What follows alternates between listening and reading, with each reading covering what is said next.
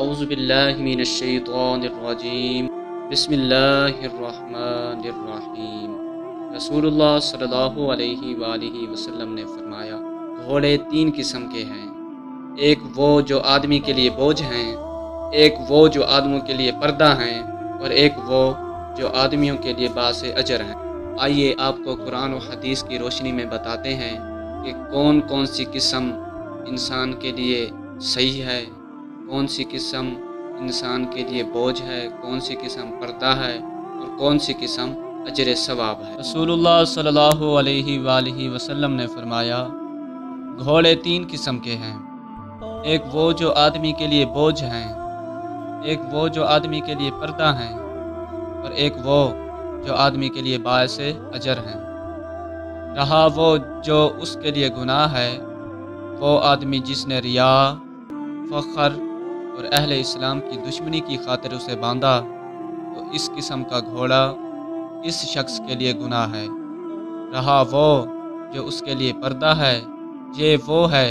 جسے کوئی آدمی اللہ کی راہ میں نیک نیتی کے ساتھ باندھے،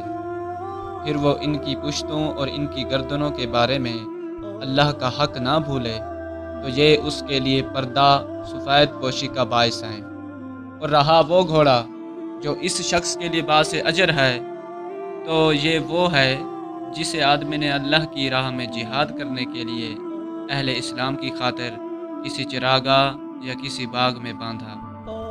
یہ گھوڑا اس چراگاہ یا اس باغ کی مقدار کے برابر اس کے لیے نیکیاں لکھی جائیں گی، اور اگر وہ رسی توڑوا کے ایک یا دو ٹیلوں پر چڑھتا اور کودتا ہے،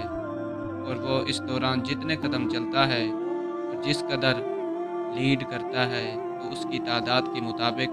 اس شخص کے لیے نیکیاں لکھی جاتی ہیں۔ اور اگر اس کا مالک اسے کسی نہر سے لے کر گزرے اور وہ اس سے پانی پی لے، حالانکہ وہ اسے پلانا نہیں چاہتا تھا، تو وہ جس قدر پانی پیے گا تو اللہ اسی قدر اس کے لیے نیکیاں لکھ دے گا۔ عرض کیا گیا، اللہ کے رسول،